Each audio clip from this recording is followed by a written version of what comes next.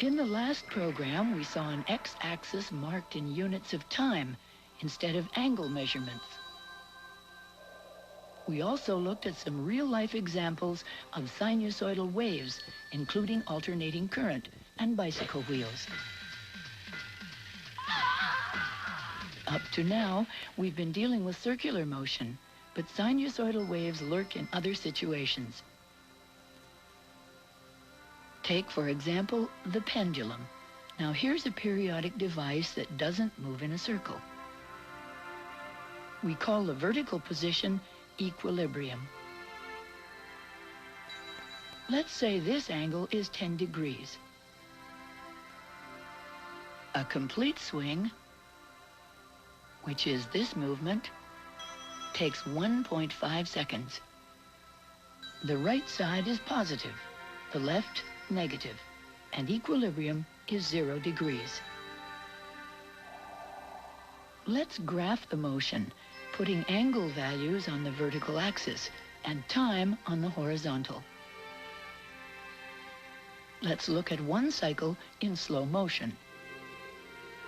As the pendulum moves to the right, the angle increases to 10 degrees. Then the angle decreases to 0, goes negative, and finally returns to 0.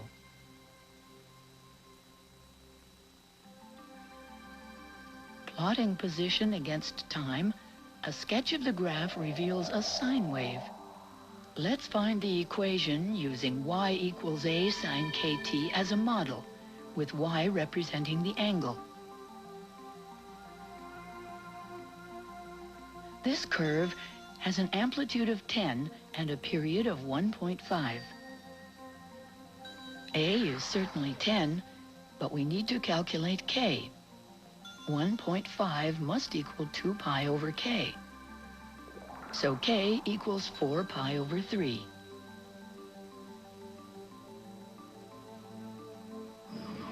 I think I know why our wave pulses aren't working, Ed.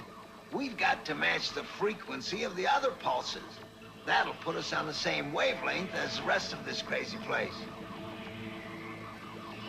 But we don't know the right frequency, Charlie. All we know about these things is that they make a lot of noise when they go by. Well, keep thinking, Ed.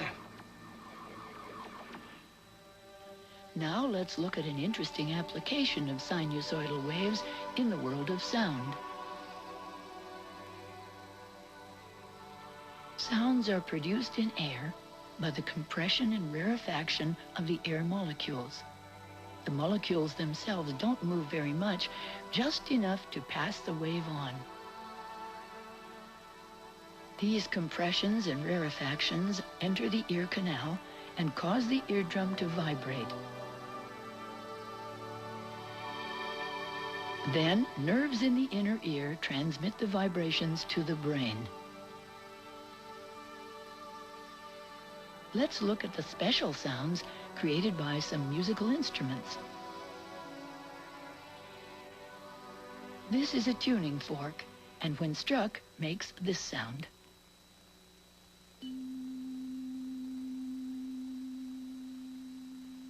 We can examine a picture of the sound using a microphone and an oscilloscope. The tuning fork essentially produces a perfect sine wave. The horizontal axis represents time, and the vertical axis is a measure of loudness. If we raise the sound level, the amplitude of the curve increases, but the period remains the same.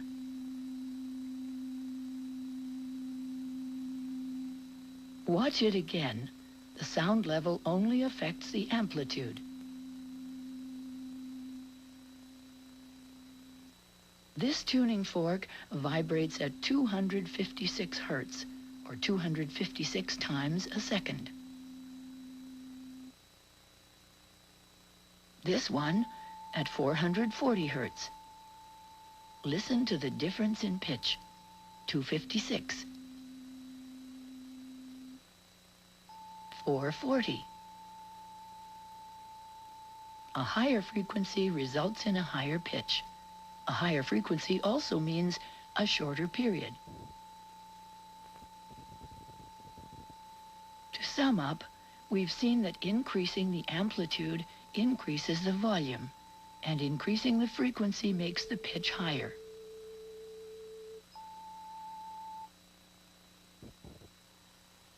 Now we'll find out why instruments sound different from each other. For instance, why can we tell the difference between a flute and a trumpet? Well, here's the waveform of the flute. Although it's a little different, the pattern does repeat, and we can see both amplitude and period. But it has some notches not present in the tuning forks pattern.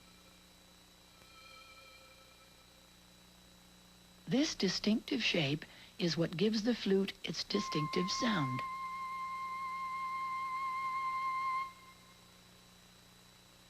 Here's the trumpet.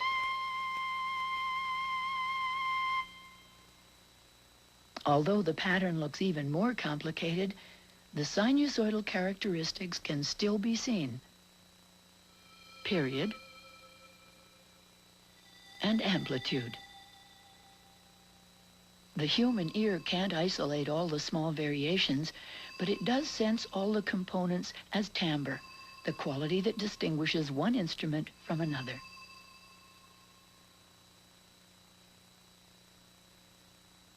Let's hear them one after the other.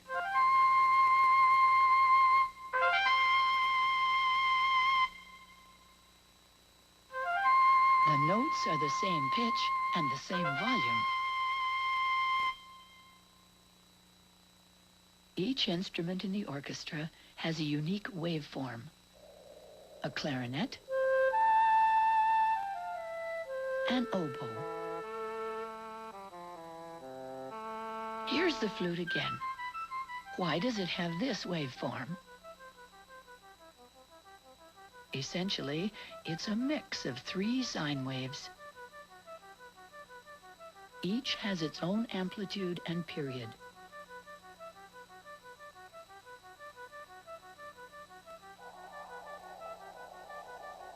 The heights of the 3 waves are added together at each point along the way.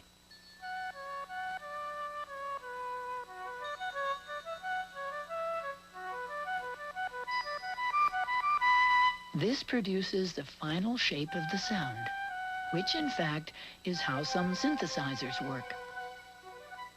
They create the component waveforms and add them together to imitate real instruments. I've got it, Ed. The right frequency is just the pitch of that sound they make. Match that and give it maximum volume. Okay, Charlie. That's got it. Hang on, Ed. Ah!